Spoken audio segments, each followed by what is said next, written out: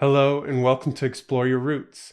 In this episode today, we are going to learn about Esther Harrison, who is my third great-grandmother on my mom's side of the family. She was awesome, so tune in to find out more about what she did, how she emigrated to the U.S., so tune in to find out more.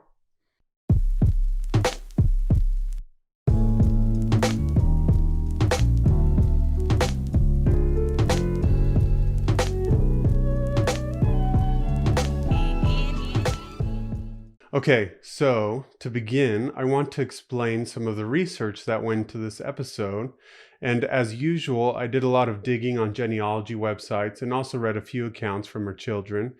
As I said, Esther Harrison is my third great-grandmother on my mom's side of the family, and my relationship to her begins with me, then to my mom, then her mom, my Grandma Joan, then her father, Mason Davis, then his father, Alma Morgan Davis, then his mother is Esther Harrison. All right, so Esther Harrison was born November 8th, 1848 in London, England, to William Harrison and Esther Porter. She actually was a triplet. The two others were both males, but unfortunately she was the only one of the three to survive, as the other two died, I think at birth or shortly after birth. She also had another sister born 2 years later and a brother born 2 years after that, making them 3 living children total. When Esther was still a toddler, her father and mother met some missionaries and were baptized, joining a large congregation in London.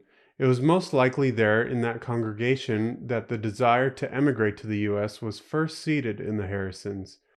Esther's first memory of being a young child is that one day she was playing with her younger sister when someone picked them both up and carried them away, saying that their mother had died and that they were to be with their father, William Harrison. From then on out, they moved around often, and oftentimes it was in the night. The children were told that it was necessary because their mother's people were trying to find the children and take them away from their father. This continued until they emigrated to the U.S. and out to the West. Remember this story because, as it may turn out, Esther might not have been told the whole truth. So continuing on, only a short time after, Esther, her 2 siblings, and her father, William Harrison, boarded the ship named Caravan with others from their church congregation, with the eventual goal of getting to the U.S. and connecting up with more people from their religion. So on February 18th, 1856, they departed from Liverpool, England, headed for New York. At this time, Esther was 7 years old.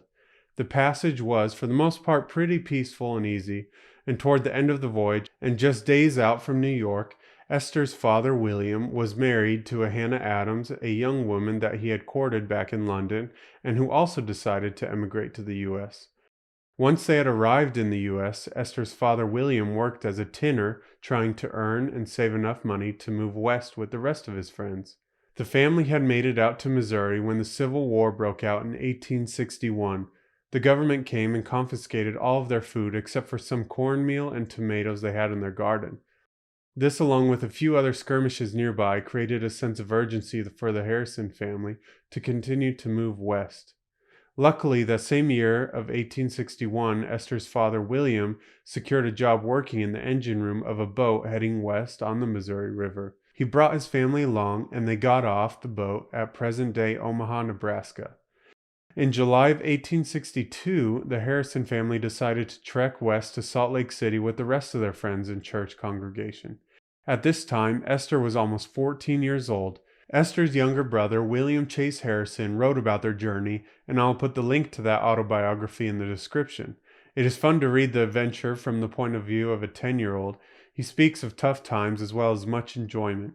One particular day, when the wagon train came to the Green River, they had to fix and chain their wagon beds down so they would not float away while they were crossing, since there had been a heavy rain and the river was high. While they were crossing, Esther and some others were swept away in the river current. Frantically, a few men on horses rode down the river, where they tossed a rope into the water to save them, which luckily it did. Esther's younger brother William Jr. writes that Hannah, their stepmother, complained that she wished she would have stayed in England, and William Jr. writes that he wished she would have too. Finally, after a long journey, Esther and the rest of the train arrived in Salt Lake Valley on September 24th, 1862. So now, after arriving in Salt Lake at the age of 14, Esther writes that her life became unhappy and unbearable. Whether it was due to harsh conditions from her stepmother or other circumstances, it's just unknown. What we do know is that when she began to feel this way, she decided to pick herself up and do something about it. So she went looking for work to better her life conditions and finally found a job working for 50 cents a week, working in the home of a prominent family. At that home, she became acquainted with a school teacher who boarded there, and it was him who taught her to read and write. So earlier in this episode, I told you not to forget the story of Esther being swept away with her father and being told that her mother was dead. So remember, okay? So one day during her late teenage years, she was waiting in a store in Salt Lake City when a stranger approached her and asked her for her name. The lady then proceeded to tell her not to believe what people had told her about her mother being dead because, said the strange lady, she is still alive. She said that she had just seen her in London and that her mother was still grieving and looking for any signs of her children. Esther was very shook by this and ran home to tell her father what had happened. He proceeded to deny this and told her that she shouldn't speak to that woman again. All her life she had grown up thinking and believing what her father had said about her mother, but this experience, I'm sure, started to seed some doubt. Could there be more to the story that her father and others let on? Maybe. So continuing on, sometime around 1866, Esther met the love of her life, a William George Davies, also from England. She was 18 at the time and he was 25. On July 7th, 1866, they were married. At the beginning of their marriage, they decided to live apart until Esther's husband William could get a home for them both. In the meantime, she still boarded and worked at the Wells family house. When William was able to secure the house and furnish it, he took Esther to see it. After he walked her through it, he closed the door, locked it, and said to her, "This is the place for you, not at the Wells." From then on, they lived together at that home. Esther and William had a total of 11 children, 5 of which made it to adulthood. William George was the firstborn in 1867, but passed away later that year. Joseph Wilford was born 2 years later in 1869. The next year of 1870, Franklin was born. Then Esther Edith followed in 1871. Next, William was born in 1873, but passed away that same year. Then Alice came in 1874 and unfortunately passed away when she was 2. Elizabeth was born in 1875, and William was born in 1877, but he died 2 years later. James was then born in 1879, but passed away the same year. Then Alma Morgan, whom I come through, was born in 1883. Then the last child, Olive, was born in 1885. You may have noticed that Esther and William had 3 children named William. There were many extended family members named William, including Elizabeth's father. Unfortunately, all 3 children named William passed away in their infancy, proving their attempt to have a son grow to adulthood named William unsuccessful. Shortly after their marriage, Esther walked into her kitchen only to find a soldier from the nearby Fort Douglas sitting there, smoking a cigar with his dirty boots perched on her nicely polished, clean stove. She then grabbed the poker from the fireplace and chased him around, and eventually out of the house. Another time, she found a soldier snooping around their property and going into their cellar. Once he was down there, she slammed the door shut, drug a heavy toolbox, and sat on top of the door until her husband came home. Esther was gifted and taught how to use a pistol by her husband, but she never had to use it.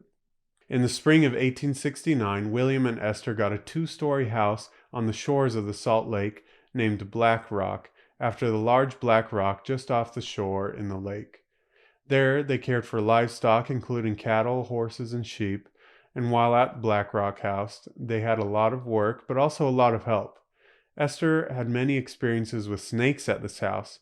One time, her toddler son Joe came and tugged on her dress, saying "Mama, Kitty," and a worm. She didn't understand, but followed him, only to find a large rattlesnake coiled up and rattling at the family cat that was circling and hissing at the rattlesnake. She went inside and returned with a full kettle of boiling water and scalded the snake to death. On another occasion, she was putting some dishes away when she noticed one plate kept moving and springing back. After climbing on a chair to see what was obstructing the plate, she found a snake coiled up and ready to attack. Likewise, she used her boiled water technique to take care of the snake. Their home at Blackrock had been very profitable for Esther and her husband William. However, William did not feel too satisfied at Blackrock, and so the family decided to sell their property and bought another property closer to Salt Lake City called Big Cottonwood, which is now called Holiday, moving there in 1872. There, Esther was very active in church duties, often organizing choirs and teaching Sunday school. In 1880, with the strong support of the whole family, Esther's husband went to be a missionary in England. While he was gone, Esther and the older children supported their family by working. Esther worked by making overalls for the ZCMI in Salt Lake City. ZCMI, which stands for Zion's Cooperative Mercantile Institution, was a large department store with an interesting history, and I'll leave a link to an article about it in the description below. During this time, while her husband was away, she decorated and really furnished the house. She loved beauty and culture, and it is said that she was especially neat in all that she did. My mom tells me of one story in particular that stands out to me that shows Esther's perseverance, discipline, and love for music. Esther was musical and very much desired to learn how to play the piano and organ. She then decided that she was going to save up her money to buy one, but in the meanwhile, she drew piano keys on cardboard and got to it, learning to read music and practice playing the notes on the silent piece of cardboard. After the long several months of saving, she finally bought the organ and sat down and was able to play many of the songs that she had already been practicing on her cardboard piano. Okay, pause for a moment. Remember that story I told you not to forget? Okay, so let's go back to it. We know that Esther, when only a small child, was taken to live with her father, being told that her mother Esther Porter had passed away, and that her mother's people were trying to take her and her siblings away from her father. We also know up to this point that Esther, when only a teenager, was approached in a store by someone telling her that her mother Esther Porter was actually alive, which tale her father vehemently denied. Okay, so fast forward to this point in her life. In 1883, when she was 35 years old, one of Esther's neighbors told her of a lady named Polly Porter who was boarding at a house in Salt Lake, and that maybe she could tell Esther more about her mother. Esther decided to pursue this lead and found this Polly Porter, who ended up being a cousin of her mother, Esther Porter. During a long conversation, this Polly Porter told Esther of her mother's heartache and troubles through her husband leaving and taking the children with him. She told Esther that her mother had tried to locate the children and worried a lot after she found out that her children had left for America. She told Esther that her mother had heard of some Americans in London and had set off to find them to see if they had any information or by chance knew of anyone who could help her connect to her children again. She told Esther that while her mother was out looking for those Americans back in London, that she was in a carriage accident which resulted in her death. She wrote to her father about this new development, but he never responded. So there are the facts of the story. Looking back, we had some records that Esther's mother, Esther Porter, did not die before they emigrated to the U.S. Additionally, one of Esther's half-sisters tells that their father, William, often told the story of how he grabbed the children to leave. William, Esther's father, already had Esther and her younger sister Sarah. Her younger brother William, however, was still an infant and, according to the story, was staying with the mother, Esther Porter, at their in-laws' house. William, then wanting to get the last of his children, snuck over to the house, knocked on the door, and when his ex-spouse, Esther Porter, answered the door, he blew out the candle she was holding for light, snatched the infant, and got away. We don't really know all the emotions or human factors that go into this story, and don't know that it's our place to judge, especially since we really just don't know everything. That being said, I want to kind of retell the story and give a bigger picture of it all. Okay, so William and Esther were married and had some children, Esther, who this episode is about, being the oldest of the three surviving. William and Esther joined a different church than their parents, which may have been okay at first, but perhaps when they started to talk of emigrating to America and leaving their family behind, it may have been the last straw with their parents. When I speak of their parents, I mainly refer to Esther Porter's parents because we know that her father was actually a minister and a scripture reader in his church. We don't know for certain, but this may have been the cause for contention in their marriage, which eventually led to their separation, and Esther Porter moved back in with her parents. where William wanted to continue in his dream to emigrate to the U.S. With his determination, he then took all 3 children, presumably without their permission, and emigrated to the U.S. All during this time, I can't really figure out why, perhaps because he felt it too hard to explain, but he maintained the story to the children that their mother had died and perhaps intended to keep it that way. But despite the distance of the Atlantic Ocean, Esther Porter continued to search for and longed to connect with her children, but was unsuccessful. So that is one interpretation of events that happened and occurred. And we do know that it deeply affected Esther, especially when she found out the truth. This then greatly strained her relationship with her father, William. Okay, so returning to the timeline, let's get back to 1884, about a year or so after she found out that story. So in 1884, Esther and her husband William bought another property and wanted to develop it, which meant a lot of time and work. The following year, Esther became pregnant with her 11th child. On December 16, 1885, the thermometer recorded minus 16 degrees when Esther began to go into labor. Her husband was away at the time at the other property working, and the nearest midwife was about 5 miles away. The children sent a neighbor to go and get Esther's husband William from the other property. Before the midwife could arrive, the child was delivered. It was very cold in the house, despite all efforts to keep the cold out. Some of her neighbors helped, but the conditions were just very harsh, and sadly the baby died the next day. It too seemed Esther wasn't doing very well, and her words began to be slurred. A few days later, her husband William had not returned, and Esther lapsed into a state of delirium. Their son Frank then rode to personally get their father William, who eventually made it back, but by this time the delirium had set in even worse. A doctor finally came and found that it was too late. As a result of improper care at the beginning, blood poisoning had set in. On December 21st, 1885, Esther Harrison Davis passed away at the age of 37. What an example to us she is.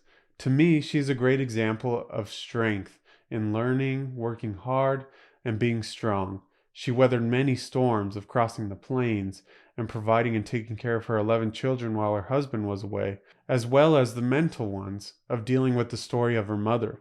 I hope we can all learn something from Esther and her life. As always, I encourage you all to learn something about your own ancestors and share them. And I hope you enjoyed this episode, and if you did, feel free to subscribe on YouTube or Apple Podcasts, like this video and podcast, and leave a comment.